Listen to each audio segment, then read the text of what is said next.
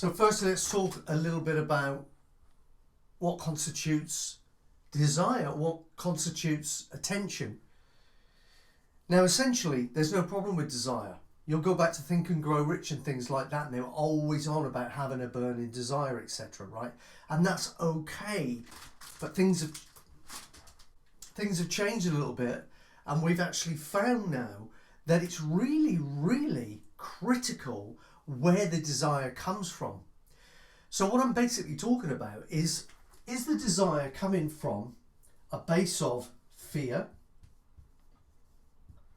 or possibility? Okay, because that makes a critical difference in what shows up and what you do next. Okay, now intention can also be thought of as a bridge. Okay, excuse my writing.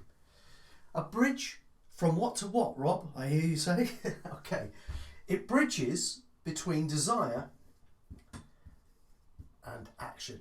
Okay, and action is the critical factor in getting things to show up in your universe. See, all of these things work together holistically.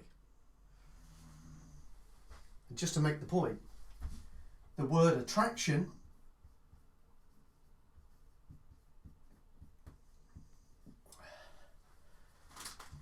is 60% made up of the word action. There are 10 letters in that word attraction, and 6 of those make up the word action. If you take action away, you don't really have much. You have no attraction, certainly. So let's talk a little bit more about these. I'm going to leave the whiteboard, come a little bit closer to the computer, and hopefully we'll chat this through in more depth.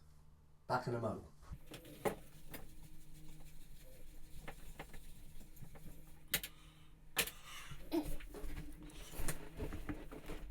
All right, well, I hope you enjoyed my little doodling there. I enjoyed it. I like playing around with the whiteboard whenever I get a chance. I've got to be careful because sometimes it's too much of a doodle and nobody can quite read what I'm putting there. But hopefully you got the gist of what I was talking about. Desire, intention, action.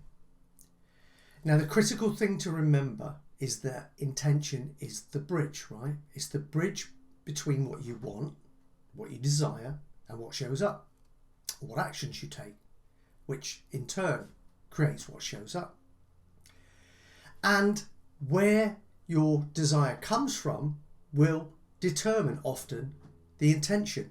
If you're operating under a false ceiling of expectation, a low ceiling of expectation, if you lack confidence, if you have poor self-image, any of this stuff, if you are coming from a fear base of any kind, then your intention will be in alignment with that fear base, with the quality of the desire, if you like, and that will determine the actions you take, which will generally be actions that are there to keep you safe, preserve you, keep you within your comfort zone, all of that stuff, which, if you're watching this video, is, I'm sure, what you actually don't want.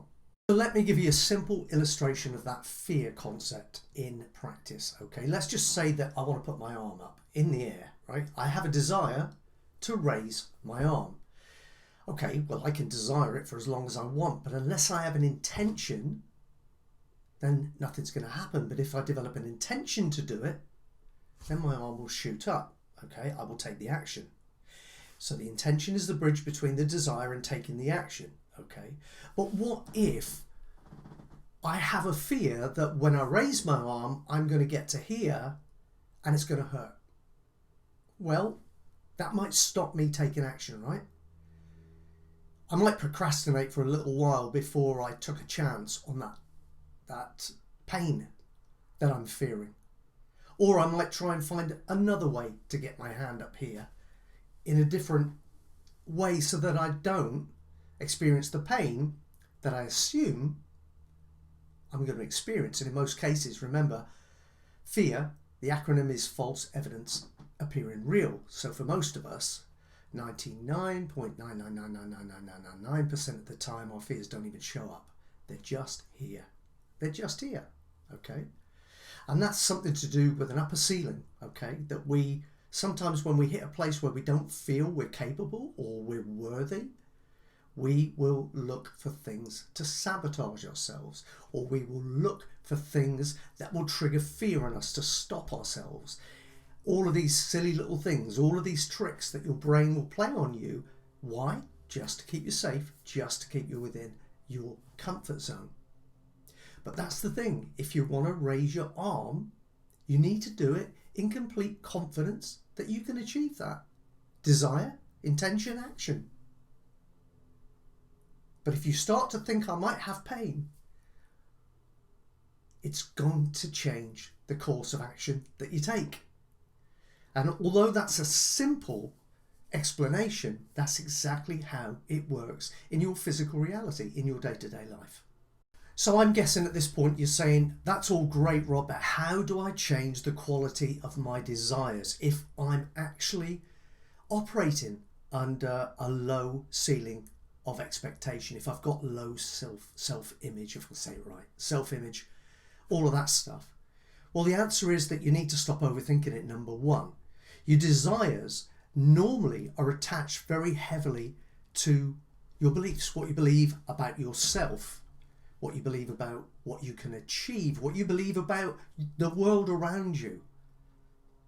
Everything in your external world that you attach a label to, well, that comes down to what you believe on some level.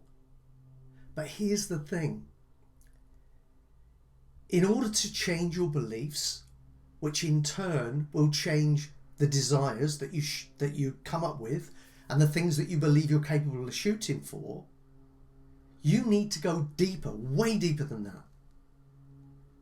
You need to go to what I call the superconscious, not your subconscious, your superconscious. You need to stop overthinking and you need to start to meditate. Go into the silence. Reconnect with who you are. You can pray, sure, but there's an old saying that, if you pray to God, you're talking to God. But in meditation, what you're doing is you're listening for answers. You're listening to God. The God force. Whatever you want to call it. But that's where you'll find the inspiration.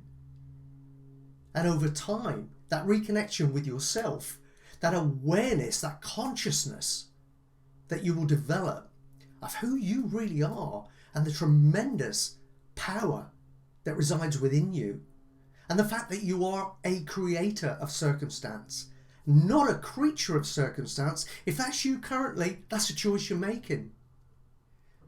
Once you get a handle on your true capability in life, it'll change what you start to shoot for, because your beliefs will have changed. Therefore, your desires will change. And as a result of your desires, your intentions will change and the actions you take will too. And guess what? The result of that is you get more desirable results showing up in your life each and every day. But you gotta put the work in. It's not magic. You've got to work the system. Simple as. All right, I'm going to cut it there, and I just wanted to say that I've really enjoyed doing this video for you. I hope that it was clear. I hope I didn't go too deep on anything and leave you kind of wondering what it was all about.